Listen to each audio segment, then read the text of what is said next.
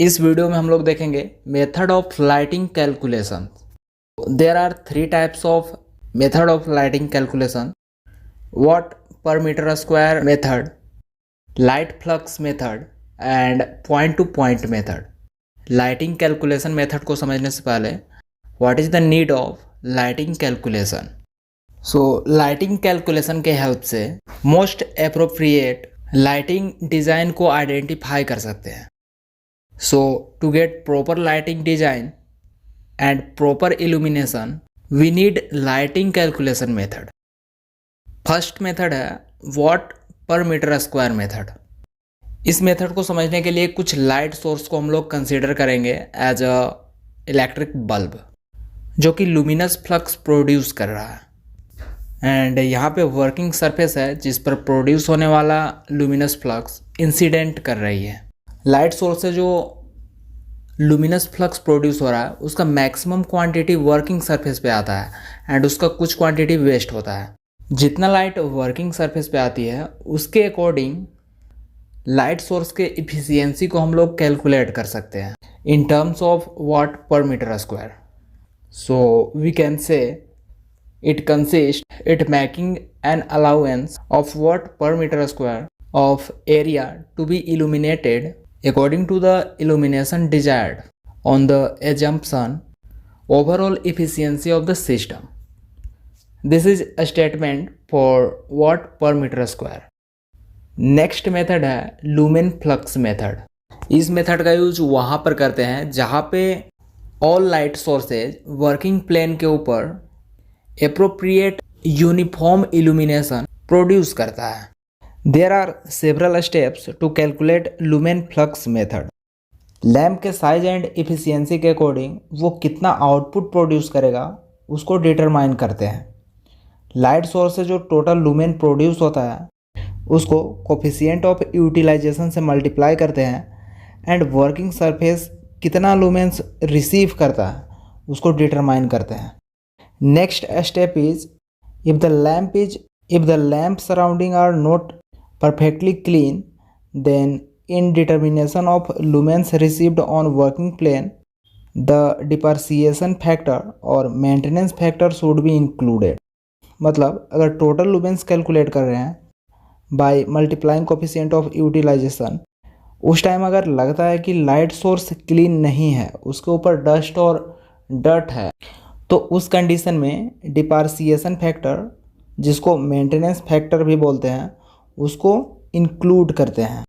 And total lumens find करने का एक फॉर्मूला होता है, total lumens received of working plane is equal to number of lamps into voltage of each lamp into efficiency of each lamp in terms of lumens per watt into coefficient of utilisation upon depreciation factor और maintenance factor.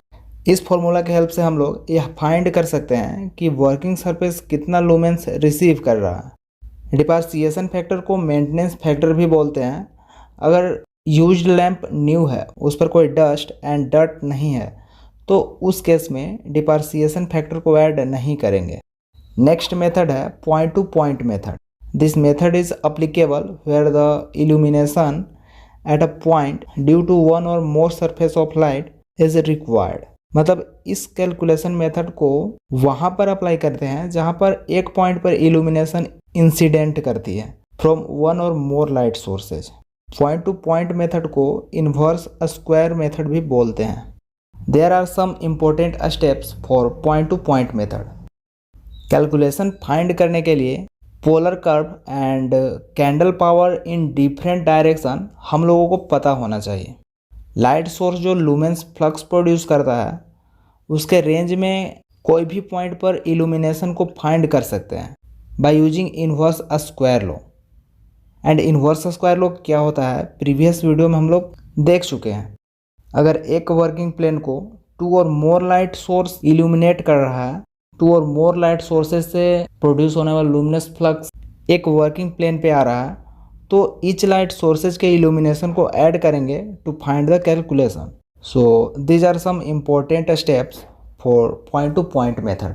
Different types of lighting scheme like direct lighting, direct lighting scheme में 90% of light जो है वो working surface पर incident करती है। इस method में लाइट डायरेक्टली वर्किंग सरफेस पर आती है, इसलिए इसको डायरेक्ट लाइटिंग बोलते हैं। इसमें बल्ब को प्रॉपर शेप रिफ्लेक्टर के साथ हंग करते हैं, उसको लटकाते हैं। रिफ्लेक्टर का मेन पर्पस होता है लाइट को रिफ्लेक्ट बैक करके वर्किंग सरफेस पर इंसिडेंट कराना। नेक्स्ट है semi direct lighting scheme. Semi direct lighting scheme जो है इसमें about 60% of total light flux working surface पर इंसिडेंट करती है। कुछ इस तरह से हम लोग डिजाइन करते हैं। एंड 40% लाइट फ्लक्स जो है वो सेलिंग्स एंड वॉल्स के ऊपर जाता है यूजिंग रिफ्लेक्टर। इसमें हम लोग सेमी डायरेक्ट रिफ्लेक्टर का यूज करते हैं। इस टाइप के लाइटिंग स्कीम को वहाँ पर हम लोग अप्लाई करते हैं जहाँ पर रूम का हाइट जो है वो बिगर होता है। नेक्स्ट है सेमी इनडायरेक्ट लाइटिंग स्कीम। इस टाइप के लाइटिंग स्कीम में about 60 to 90% of total light flux ceilings पर डाइवर्ट करता है and only 30 to 40% light flux जो है वो वर्किंग सरफेस पर आती है। इसका यूज इंडोर डेकोरेशन के लिए किया जाता है।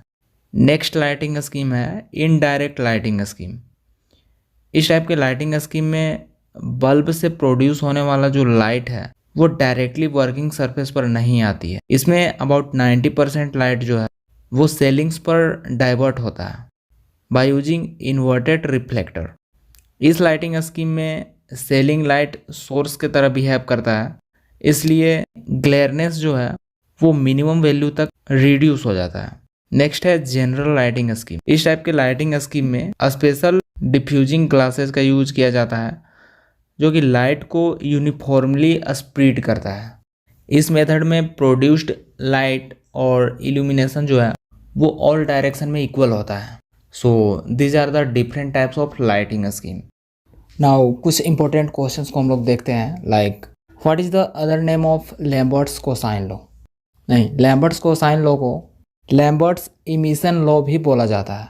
और cosine emission law define Lambertian reflectance. Lambertian reflectance is defined as that property of substances due to which they appear equally bright when from any angle. What is the other name of luminous flux? So other name of luminous flux is luminous power. तो इस तरह से कोई भी topic को अगर आप easy way में समझना चाहते हैं तो चैनल को सब्सक्राइब कर लें और बेल आइकन को भी प्रेस कर लें ताकि वीडियोज आप तक पहुंच सकें।